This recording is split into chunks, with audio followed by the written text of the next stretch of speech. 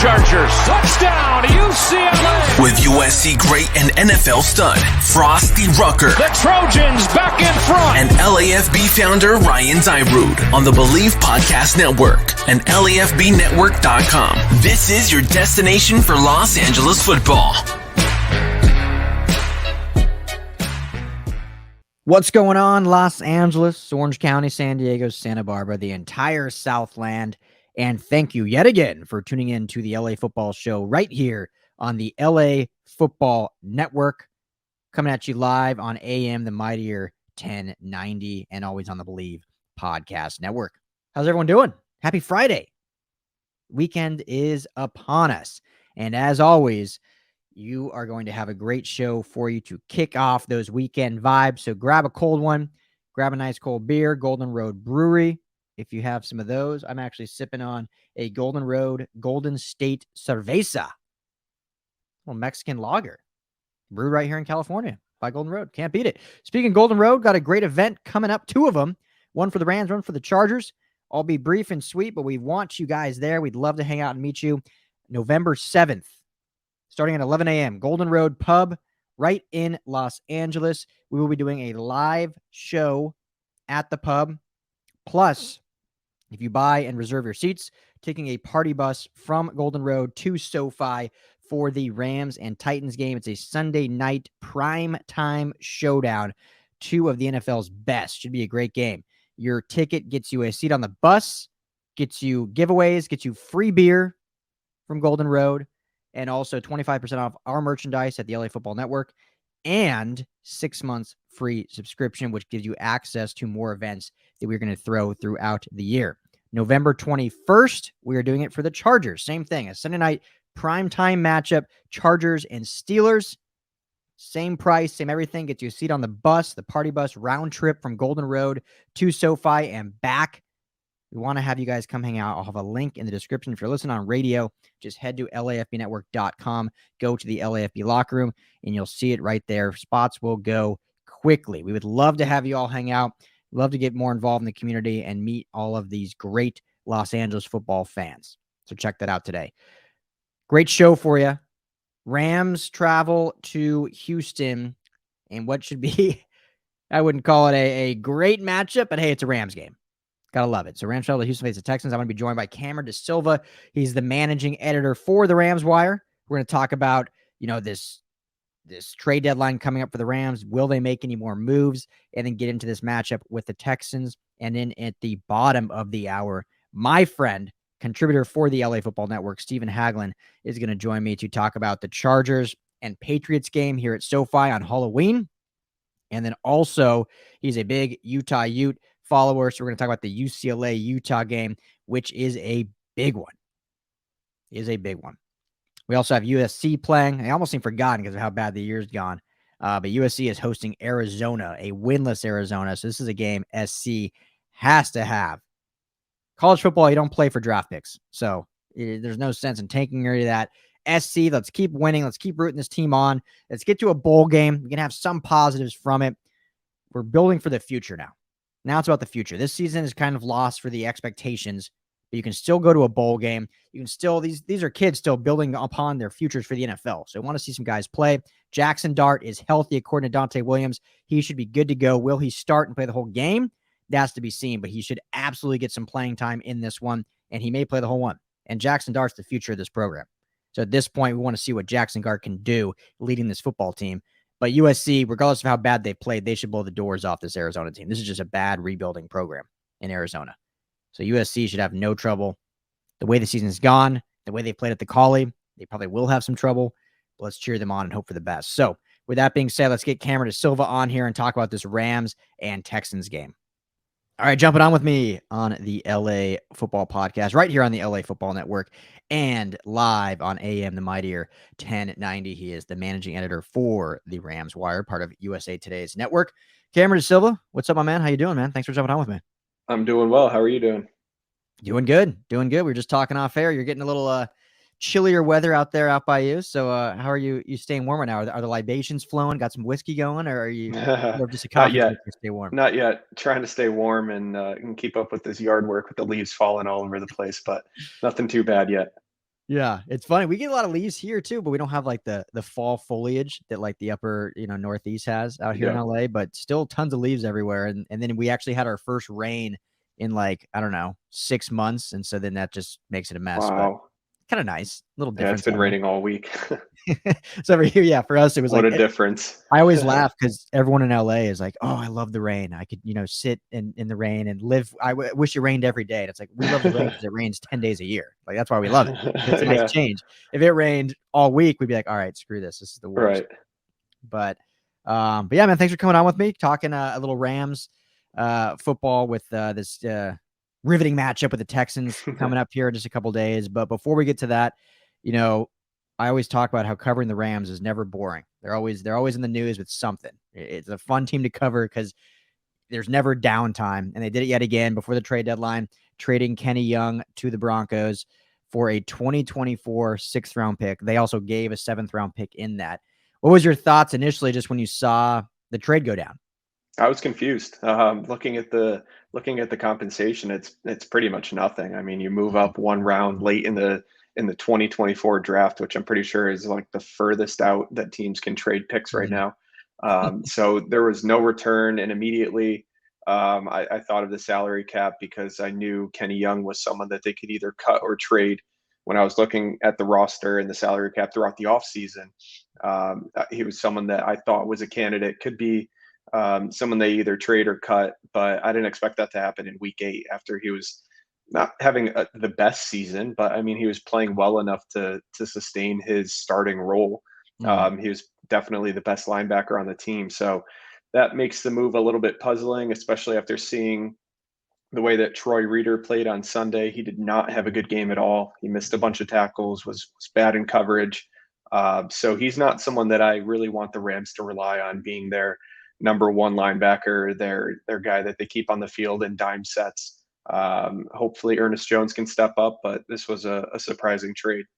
Yeah, and it's, say what you want about Kenny Young. He's not, a top 10 linebacker in the league, but like you said, he had established as a starter. And I think outside of maybe Aaron Donald and Derwin James, he's the best tackler on the team, like at least a sure tackler. Like he maybe has some deficiencies in coverage and whatnot, but he's a guy you can count on when you need those tackles in the middle. And so McVay came out and said that it was more of a financial move. Kenny Young said in his Broncos press conference that he was told it was a financial move, just part of the business.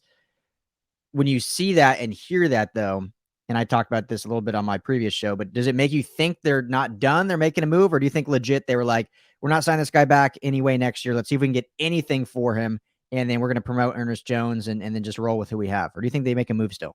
I think there's something maybe brewing with them between the Rob Havenstein restructure. I think that freed up like 3 million, and then Mhm. with this freeing up another like 1.3 million, they're up to almost 5 million in cap space. So I have to think that they're at least making calls on guys and trying to make a move before Tuesday's deadline.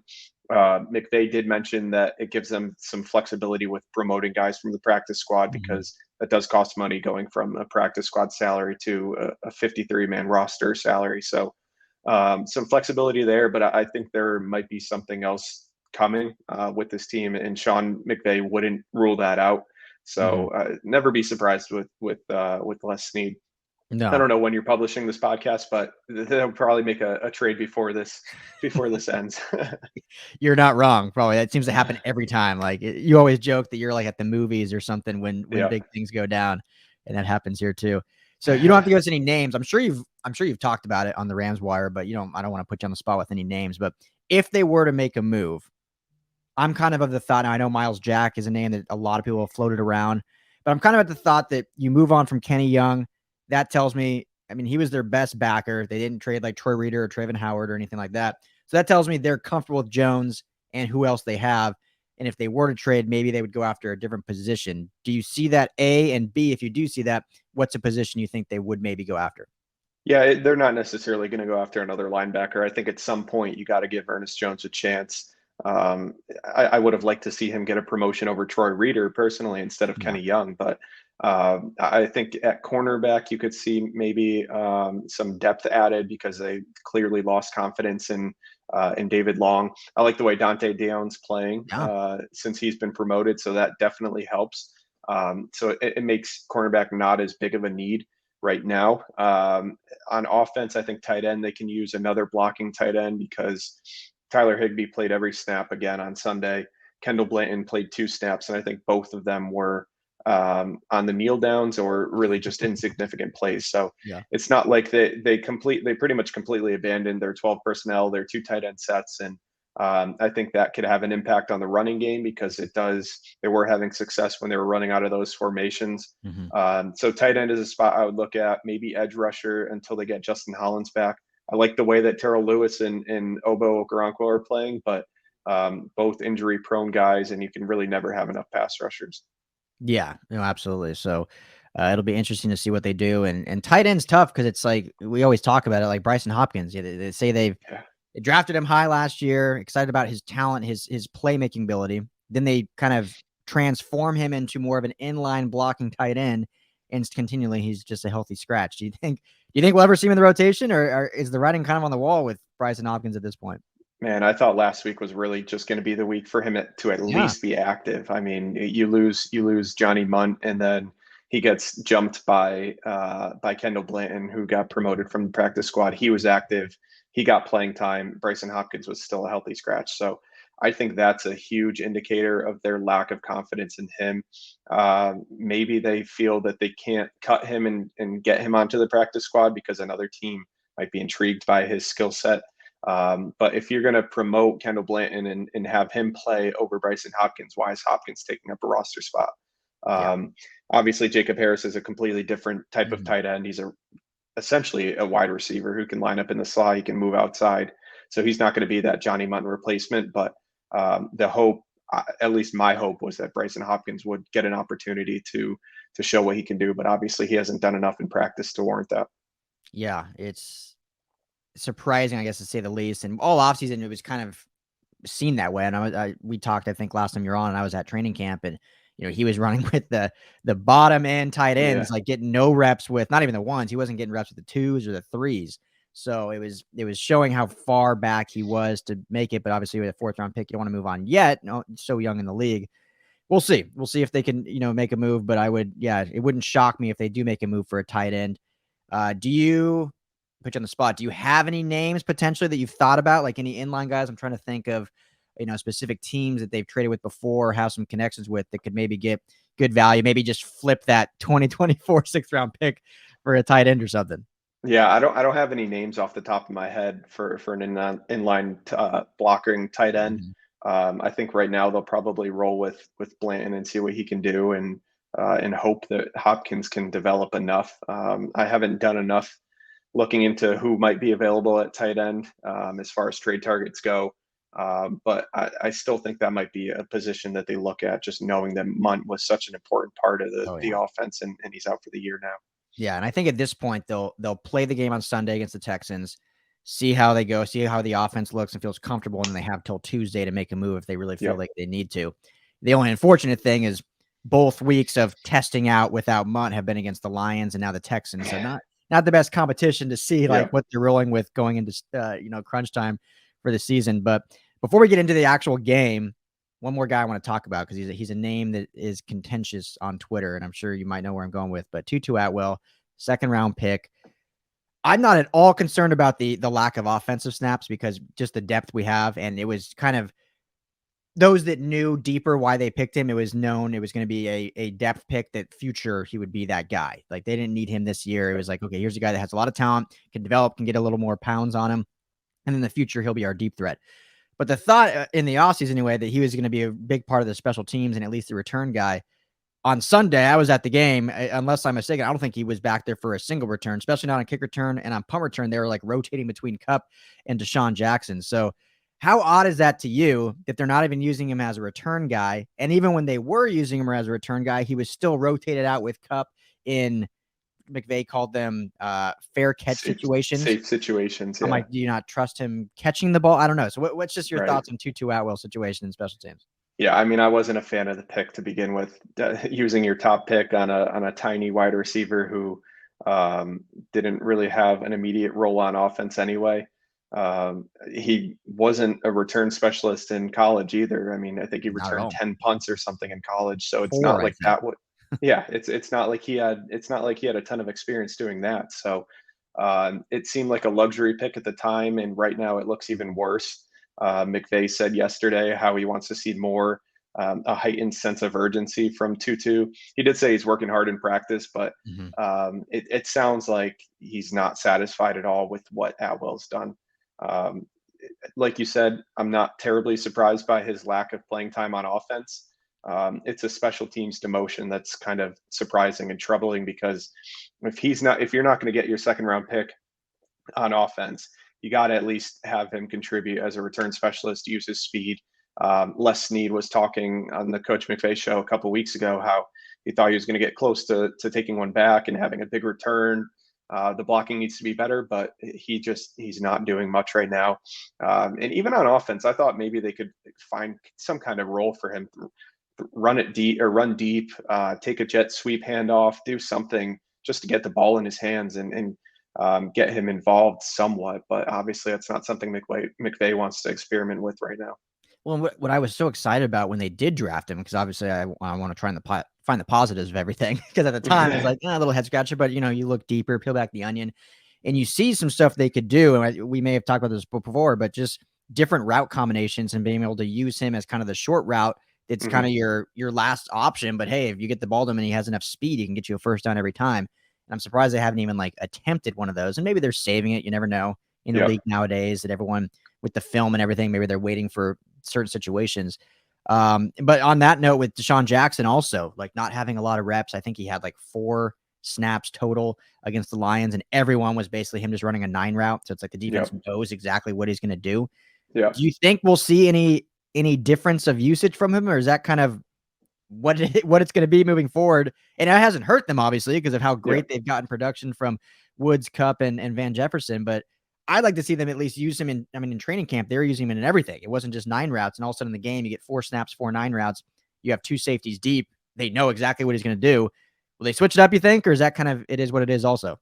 I want to see him get involved more. I mean, Stafford underthrew him, I think, 3 times when Jackson was more involved in the offense. And those were shots that could have been completed for big gains. And obviously they connected a couple times, but I mean, Cup and Woods are still running Cup and Van Jefferson are running some deeper routes than they were last season. So they're kind of almost being that deep element at times, but you can't replicate the speed that Jackson has with those guys. And McVay has said that defenses are respecting Jackson's speed, and he's taking guys up to the deep part of the field and drawing coverage that way. But I mean, get him involved in a crosser and just get the ball in his hands, because we've seen him run a drag route and a crossing route across the field. And when he gets the ball in his hands, he's still fast. I mean, he can run away from guys. So those are easy completions usually for Matthew Stafford. Get a lot of yards after the catch and get the offense rolling.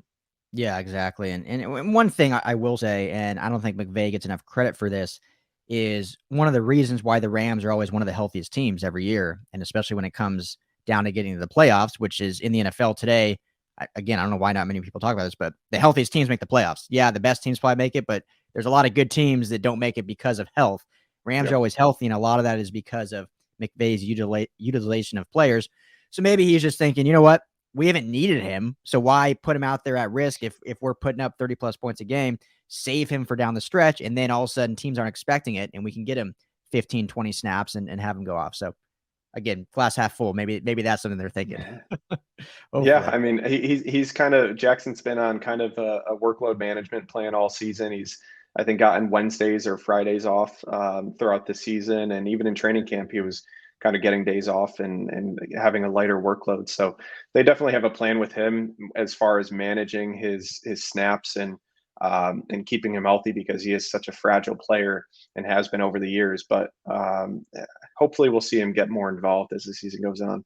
Yeah, I hope so. And they say it all the time. So sticking with the receivers quickly, Cooper Kupp, what a phenomenal years he's had so far. And we know how good he's been for a long time. We just haven't seen it at this level. And part of that is, the quarterback play. And then part of that, I think him just having a really good offseason and, even getting better at what he does in the game. So I've been loving asking this question to people we have on, because it's a fun topic. And I think the receiver position is so deep in the NFL right now, and there's so many good ones. So I'm going to put you on the spot. Who are your top 5 receivers in the NFL right now? Cup is in there. Good. DeAndre Hopkins, I would take. Trying to think of who else I would put up there. Yeah, not fair to you. I should have Keenan Allen. Keenan Allen, I know he's not necessarily the top guy, but he's kind of an underrated receiver. Mm-hmm. Godwin is a good receiver. Mike Evans, I mean, he went off last week, and I know that from experience from playing against him in fantasy. I had him. So yeah, I had exactly. him and Cup in the same league. Yeah, exactly. So that's he's coming on in the last couple of weeks.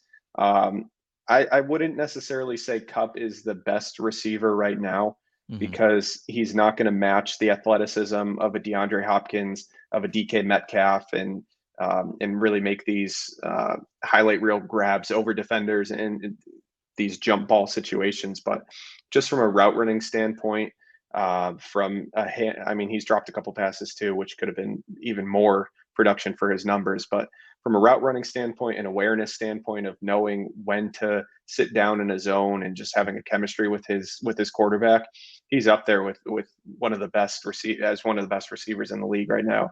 And I kind of missed on him in fantasy. I steered people towards Robert Woods because I saw him as more of that deep threat than Cup. But man, I got that wrong. I mean, Stafford's been going to Cup relentlessly every week, and it's been automatic. Oh yeah, it's someone. I was on a guest on a show, and they asked me, they're like, "Oh yeah, we've seen reports that Stafford and Cup eat breakfast all the time. Like, what's in those pancakes?" And that was the question. I was like, "Something great. I don't know. Getting on the same page." But the thing I always say about Cup is, for some reason, he gets and Woods kind of gets this too, but because, as you mentioned, they are not the athletically gifted like the DeAndre Hopkins, the DKs, even the Stephon Diggs, the Tyreek Hills kind of guys. Yep. They get knocked down a peg. But it's like, if you really look at just history in general, production is king. Randy Moss, probably one of the most gifted athletes we've seen at the position, but the best receiver to ever play the game, Jerry Rice, ran a 4.7 140, was 6'2", like didn't have the most tremendous attributes, this and that, but he was smart. He had no drops, and he had a great connection with his quarterbacks. Yep. And he's the greatest of all time. So if people think about that, like, okay, what does Cup do? Smart, runs great routes, never drops passes. He's there when you need him on third down, and he's got a great connection with his quarterback. To me, right now, and Nate Burleson, I don't want to steal his thunder because he did a great little fun segment on Good Morning Football, but to me, right now, Cup's the best receiver in the league, just based on production. Yeah, I mean, he's running routes to every level too. It's not like he's running these short routes out of the slot. He's running deep. He's running corner routes. He's beating defenders on in-breaking routes, out-breaking routes, deep routes, and he sets defenders up with these little subtle head fakes and movements at the top of his route that just gets them going the wrong way. And he has such a good feel for how to run a route and get open. It's really fun to watch. Yeah. One more fun connection. Jerry Rice College, small school, Mississippi Valley State. Cooper Kupp College, small Eastern Washington State. So gotta love it. The small town kids coming up and putting up the numbers. All right, let's quickly get into this Texans game. We talked about a lot more because it's really not a lot to talk about, I think, in this preview. Texans, Tyrod Taylor's practicing again. I don't know if it's been announced that he will play. He has that 21 days to be elevated from IR, so I'm assuming it'll probably still be Davis Mills at this point. And then, they just traded Mark Ingram, their best running back, back to the Saints. Brandon Cook's not happy about that. Obviously, I'm sure you saw on Twitter.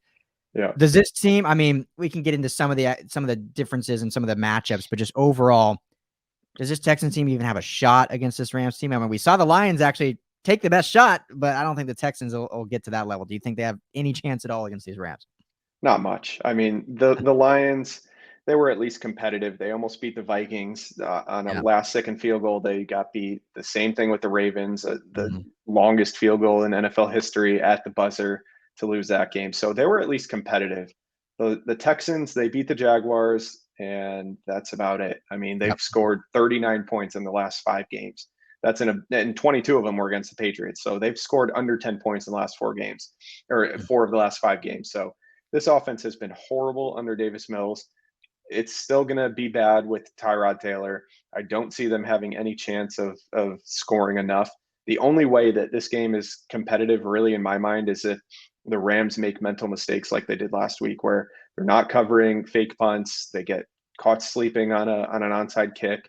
If they struggle on third down, if they don't score touchdowns in the red zone, it's going to take a lot for them to really screw this game up, because the Texans are just not good. And now they traded Mark Ingram. Just not a lot of weapons on offense, and the defense is lacking playmakers too. So it's a complete mismatch. And I never want to look past any opponent, because we saw the Jets beat the Rams last season, but this feels like an even easier game than the Lions were last week. Yeah, no, I would agree. And, you look at Brandon Cooks, who was traded not too long ago for a second-round pick. Do you think there's bad blood there, or do you think he understands the business being traded? What, he's been traded 4 times now or something like that? I was gonna say he's probably used to it by now. Yeah, I think it's just another day at the office for Brandon Cooks. But do you think there's any bad blood there for the Rams? Or do you think he'll be, go up and see those guys and give Sean McVay a handshake and just go on about his business? Yeah, I'm sure he'll go about his business like that. I never saw Brandon Cooks being the outspoken type. Obviously, we saw him tweet yesterday when Ingram was traded, which is kind of out of character for him. But I'm sure he still has a good relationship with McVay and Andrew Whitworth. Obviously, Goff is not there, but he had a lot of respect for Goff. I'm sure Robert Woods and Cooper Kupp are friendly with him still too. They were good friends when Cooks was there for a couple of seasons. So I would assume it'll be kind of cordial and normal for them to see each other again. But I mean, you never know how a player feels about being traded. No, of course. So last couple of things here. So Deshaun Watson, excuse me. We all know what's going on with that. I don't need to get into the legal or stuff like that, but it came out this week during the owners meeting that, if he was traded at this point, he is eligible to play until there's legal action. The NFL can't really do anything right now because everything's in civil cases and blah, blah, blah, blah, blah, all that fun, not fun, but all that stuff. So I'm curious your thoughts. And I know that he requested a trade even before this all came out, but why do you think the Texans haven't at least, played him? I mean, he's showing up there. He's in the locker room, like he's at practices, but then he is a healthy scratch every week. Do you think there's something deeper why they're not playing? They're basically saying, screw you, come get your game check, I guess. But if they're paying him, why not play him? Yeah, I think it has to do more with his refusal to even play for them. I think he's so fed up with this organization and really just wants out that he's not even willing to suit up on Sundays. I mean, you would think he would still want to go out there and play and at least show that he can play and be eligible and kind of look attractive for a potential trade partner. But I think the Texans are kind of fed up with it. Deshaun's fed up with it, and they know they're not going to have a good season regardless of whether he plays. So, I mean, why not organically tank and play a worse quarterback who's going to get you a better pick in the draft, I guess.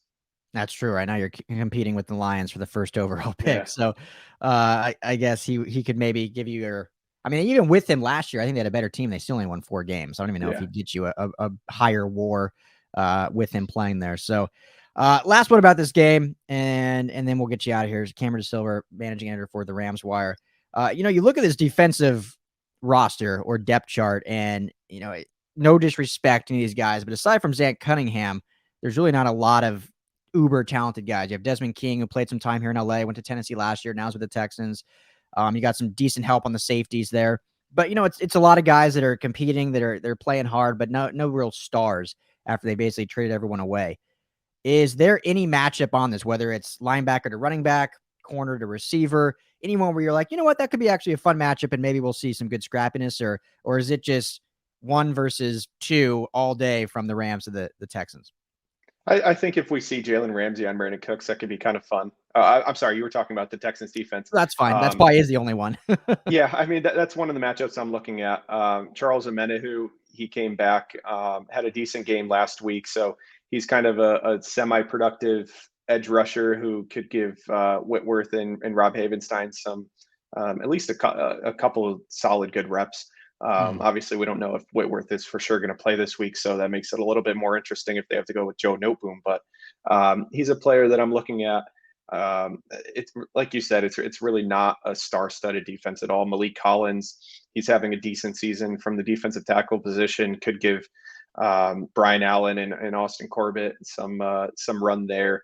Justin Reed, he's a solid safety, so you might get him on Tyler Higbee for a few matchups, but not a lot of big names on this defense.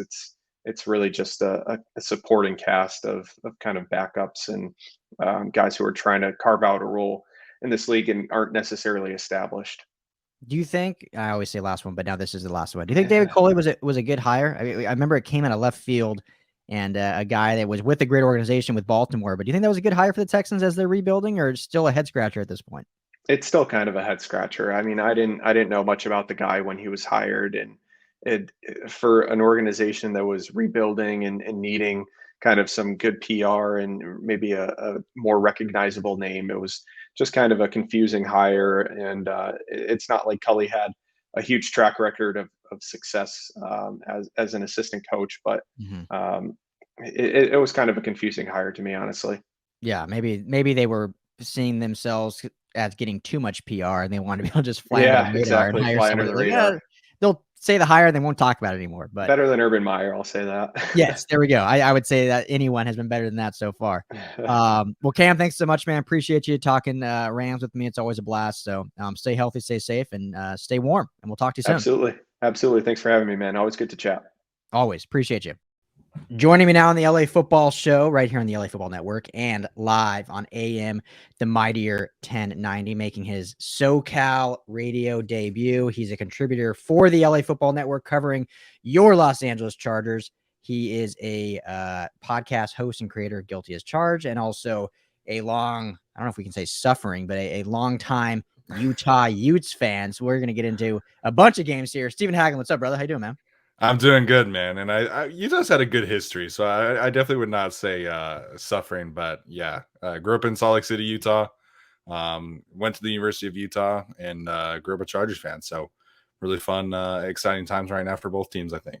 Yeah, I know. I was going to say suffering. I'm like, well, Utah's been like kind of the cream of the crop other than Oregon for the Pac-12. So I can't really say it. They've been pretty damn good.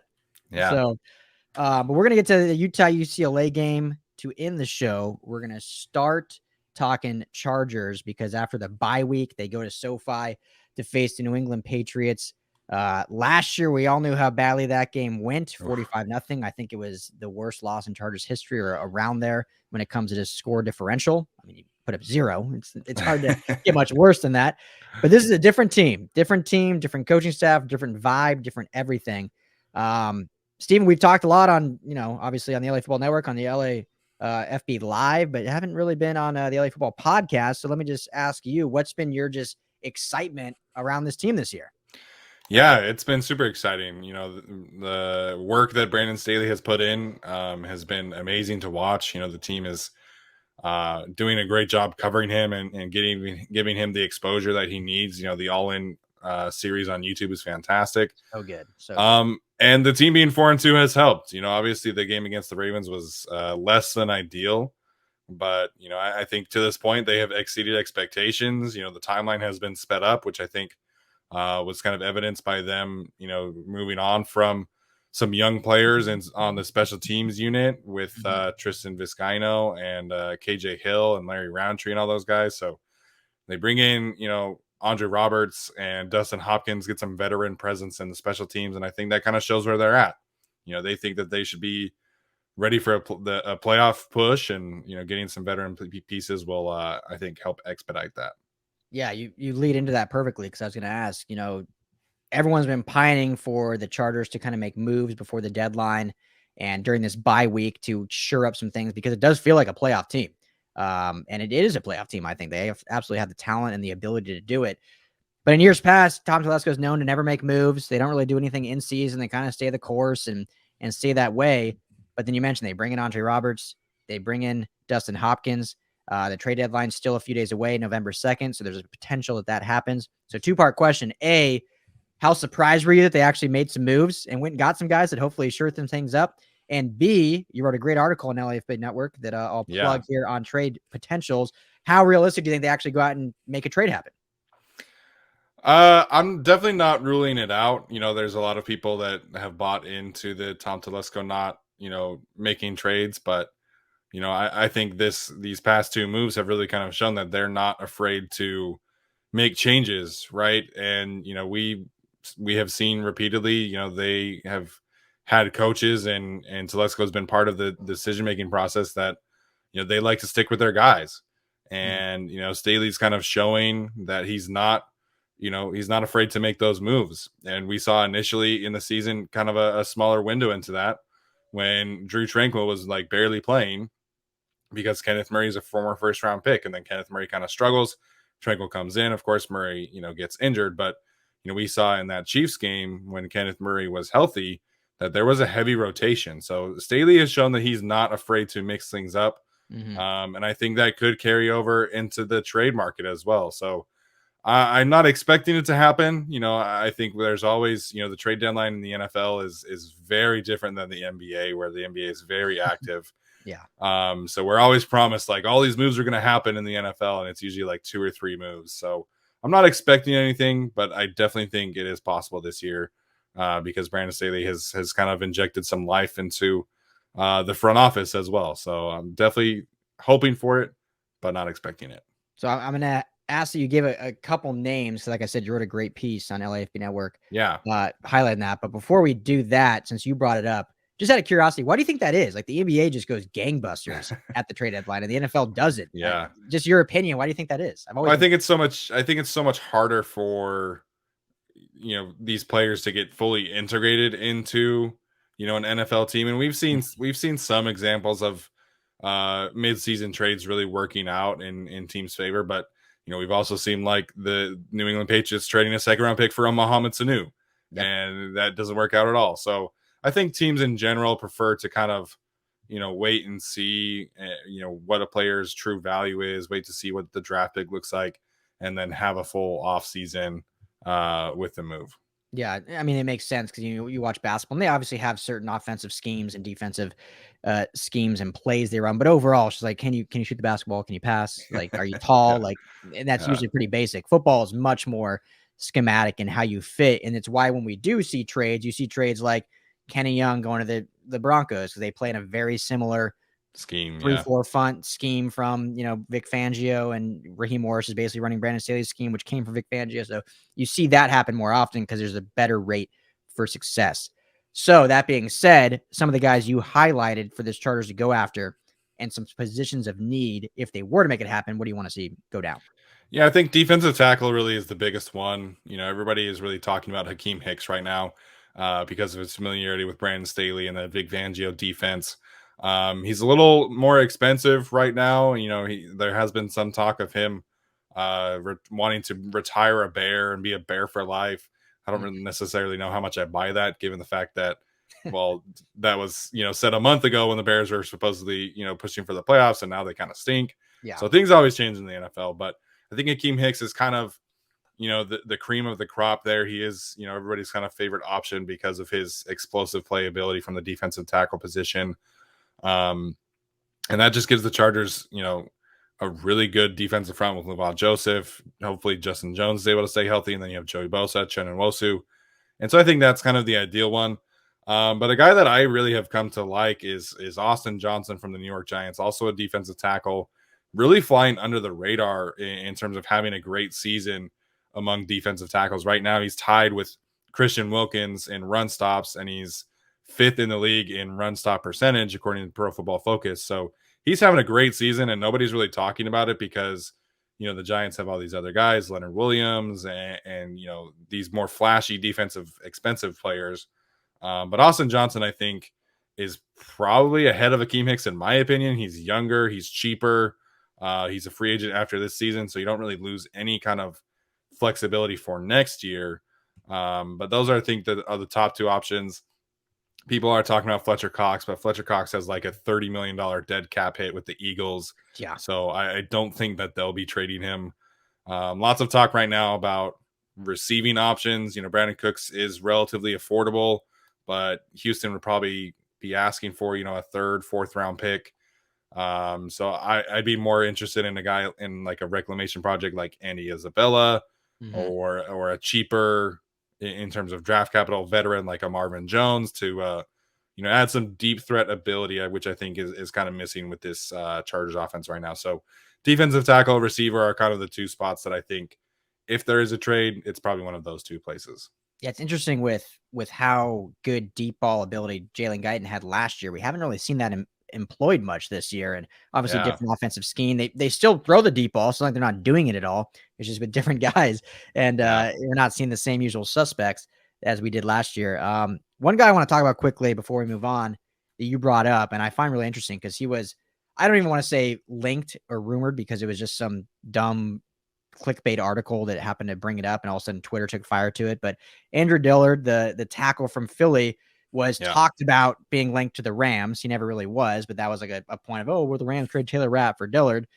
Well, now, I mean, it seems like he could be a good fit for this Chargers team, who are basically at this point, I would say, not even penciled in, probably inked into taking a tackle again next year in the first round to shore up the right side. If they can get a guy like Andre Dillard, who has played better this year, still has a lot of talent, former first-round pick, Pac-12 product out of Washington State, they may solve their problems there, and they don't have to worry about drafting one next year. How do you I don't think it'll happen, but what do you like about that move if they were able to ever do it? Yeah, I don't think it's necessarily going to happen either. Tom Telesco, I think, could give, some late round picks, but the Eagles apparently are asking for a late second, early third projection for Andre Dillard right now. So I think that kind of takes the Chargers out of that conversation. But if they want to be aggressive and say, hey, like, we want to solve this problem in the future right now, I think that is the best option, because next year, we'll see what happens with Ode Ibushi and Brendan Hymas at the right guard spot. But if you're able to get Andre Dillard, who has some experience, can shore up that position right now, and certainly elevates the ceiling. So elevates the ceiling of the offensive line. I think, he's taken some snaps at left tackle, some at right tackle. But I still believe in his talent. Like, he has, his relative athletic score is basically identical to Rashawn Slater's.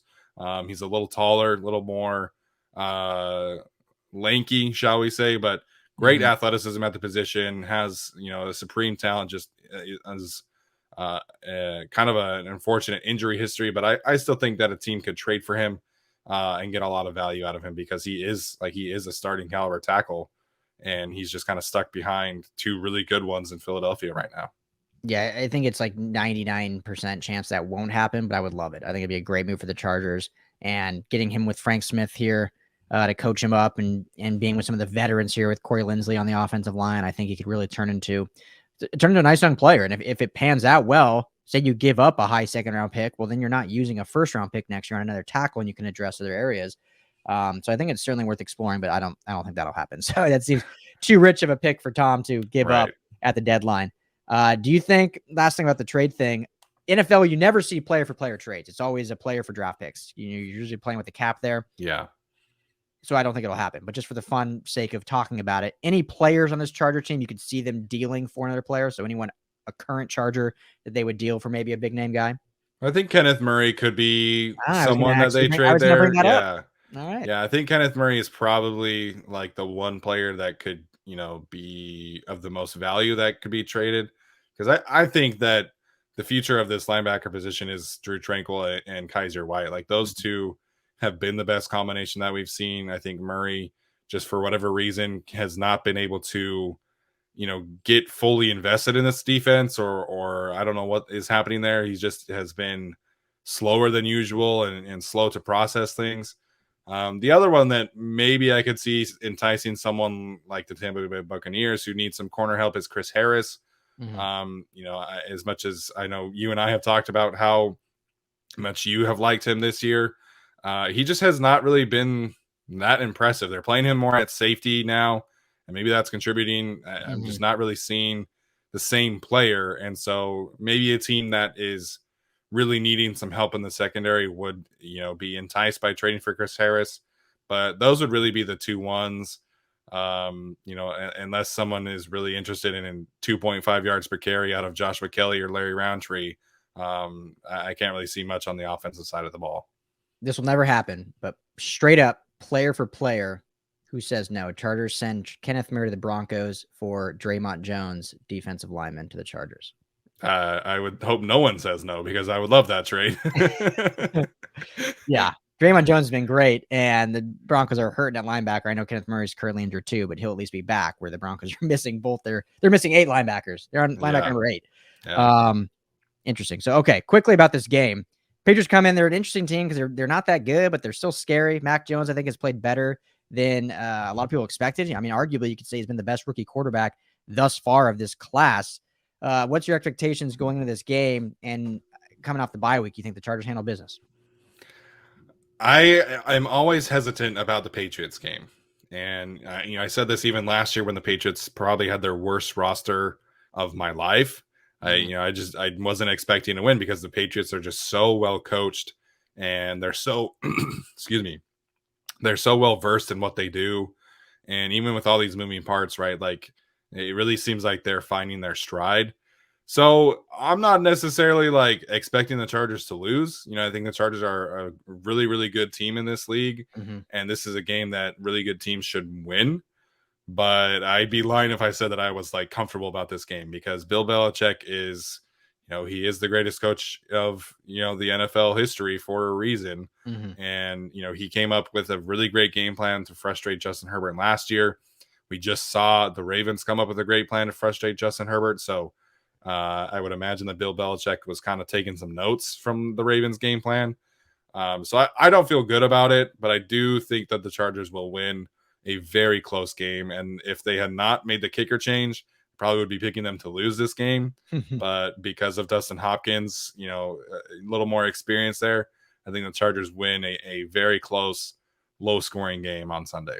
I like it. Give me, before we end there and quickly talk about this college game coming up, give me your 3 matchups you're looking for. You will be at the game at SoFi. I know it's going to be a blast on Halloween. I'm curious to see if we'll see a lot of people in costumes out there, whatnot. But some 3 matchups, whether it's Herbert versus the secondary, just 3 matchups you're looking for in this game that should be enticing and fun to watch for fans. Well, I think the most important one that I'll be watching, of course, anybody who knows me knows that I always talk about the offensive line. So I'm curious to see how Bill Belichick attacks the right side of the Chargers offensive line. Matthew Judon is having a really fantastic year for the Patriots. He's got 7 sacks. I think he's got like 30-something pressures. So he's having a really, really solid year. And then Christian Barmore, their defensive tackle who they drafted from Alabama, is also having a really solid year, coming along nicely as of late. So that to me is something that's really important, is how do the Chargers, kind of go blow for blow up front against the Patriots defensive line. Second for me is Keenan Allen against whatever, slot defender that the Patriots put on him, because Jonathan Jones was their main slot defender, was having a solid year. He's now out for the season. Last week, Jalen Mills took most of their slot snaps. So, Jalen Mills has been very much maligned on Twitter, has not been a very successful player. So it's going to be interesting to see what Bill Belichick does, right? We know that he typically likes to take away teams' best weapons. And does he double team Keenan Allen? And does that open things up for Mike Williams? Because whoever Keenan Allen is going against in the slot is a mismatch. So that to me is the second one. And then the third one is the most obvious. It's, the Chargers run defense against Damien Harris, who Damien Harris is not, he's not in that Zeke, he's not in that Derrick Henry kind of range of best running backs, but he's very close in that second tier, and he's having a fantastic season, very solid. And I think he's like top 10 in pretty much every rushing category. So how do the Chargers step up and slow down Damien Harris? If they're able to get Justin Jones and Drew Tranquill back, I think that will help. But if those two are not playing, then we could see another long day on the ground. So those are the 3 key matchups for me. They need those guys back in a big way if they want a good shot in this one. So I do like the Bolts in this one, though. I think after the bye week and what happened before the bye week, I think this coaching staff will have these guys rooted and ready to go. And anytime you play the Patriots, it's always a good matchup and everyone is watching you. So I like the Bolts as well. Talking to Stephen Haglund of the Guilty as Charged podcast and contributor for the LA Football Network. Quickly, this UCLA-Utah matchup, intriguing. Both teams are sitting right there close to the top of the Pac-12 South. The Utah Utes are 3-1 in conference. UCLA are 3-2 in conference. So this is a monster game. What are you looking for? I know both teams coming off tough losses against the Oregon schools. UCLA in a heartbreaker to Oregon. Utah jumped out early against Oregon State, and then that Oregon State offense and running game kind of took over against your Utes. So what are you looking for in this Utes Bruins game this weekend? Well, I think the biggest storyline is Devin Lloyd. For whatever reason, college football refuses to make adjustments to the targeting rule. So Devin Lloyd was ejected with targeting late in the third quarter, so he will be out in the first half this week. Huge. And you mentioned the Oregon State offense taking over. It was essentially as soon as Devin Lloyd went out, Oregon State went to work. And so Devin Lloyd, in my opinion, is the best defensive player in the conference, mostly because Kayvon Thibodeau hasn't really played a ton yet. But Devin Lloyd is a fantastic linebacker, someone that I think is going to be in that late first, early second round range of the draft next year. And the Utah defense is playing a ton of freshmen this year. They've gone all in on the youth. They really only have like Devin Lloyd and Mika Tafua, who are upperclassmen.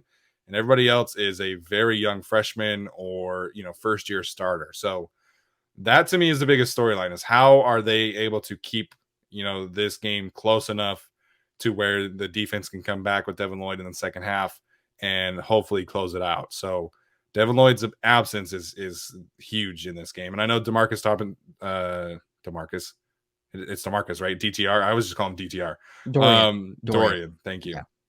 But Dorian Thompson-Robinson is also potentially out. I know he's been throwing. So if this game is, sans DTR and Devin Lloyd for the first half, I think that obviously is an impact. But those two, the health of Dorian and Devin Lloyd's status is the biggest storylines for me. Huge. And I think DTR will go. He's a tough guy. And, Chip Kelly and college football in general, they never say much about injuries, but missed the last drive. And that's kind of why the Bruins ended up losing. But I think he'll be back. But if not, you think Garbage will be ready. And last thing about this game, and then I'll get you out of here. Oregon State leads the Pac-12 in rushing, averaging about 245 yards a game. UCLA is 2, right at about 206 yards per game. It's their bread and butter. It's what they have to do, is get Zach Charbonnet and Britton Bound going. Do you expect Utah to be able to slow that rushing game down with Devin Lloyd out, or is that kind of the key for UCLA to win, is just run the rock early and often? No, that's the key for UCLA, and I don't expect it to happen. Like, I think Utah's best chance in this game is to really come out with an up-tempo offense and hopefully get up early. Yeah. And hopefully you get a positive game script, because this defense has struggled to stop the run with Devin Lloyd. Without Devin Lloyd, I'm expecting a big first half from Charbonnet and company. So to me, Utah's hope in this game is let Cam Rising Cook go up-tempo in the first half, and hopefully you're heading into halftime, like, at least within a touchdown. Like, if you're able to keep it 14-10, like, I think that's great, as long as you can keep it, close for Devin Lloyd to come back and hopefully close it out. Otherwise it's going to be a tough day for Utah's defense, I think. Who takes it? This game, lose this game, there's no real chance to win the Pac-12. So who wins it and keeps their chances alive? Yeah. So my heart is obviously telling me to pick Utah, but I think my brain is telling me to pick UCLA just because of Devin Lloyd. Like, he really is that big of an X factor for a team that, like I said, struggles to stop the run anyway. So I think UCLA will win. I'll say UCLA 34, Utah 28. Okay, there you go. Said from Steven. So it should be a great game regardless, right out in Salt Lake in Utah. Should be a lot of fun. Stephen Haglund, thanks, my man, for jumping on with me. You can find him at Stephen I. Haglund on Twitter. Guilty as Charged podcast, and all the work he does for the LA Football Network as an editor and a writer. We certainly appreciate. He's one of the best. Brother, appreciate you. Thanks for coming on the show. That's going to do it for the LA Football Show. Thank you all for tuning in. Big thanks to Cameron DaSilva. Big thanks to Stephen Haglund for jumping on with me and breaking down all the great stuff at the LA Football Network. Like I said, 2 great events at Golden Road Brewery. Would love for you to join. Head to LAFBnetwork.com. Go to the LAFB locker room to pick up one of those tickets. Reserve your seats today, and let's have a great time. Let's have a great time. So thank you all for tuning in. It's a beautiful Friday evening. I hope you enjoy the weekend. Enjoy this weekend's game. Let's go 4-0. LA football, 4-0. We haven't had that yet this year, I believe. Or maybe we did right in the beginning. Got to think back.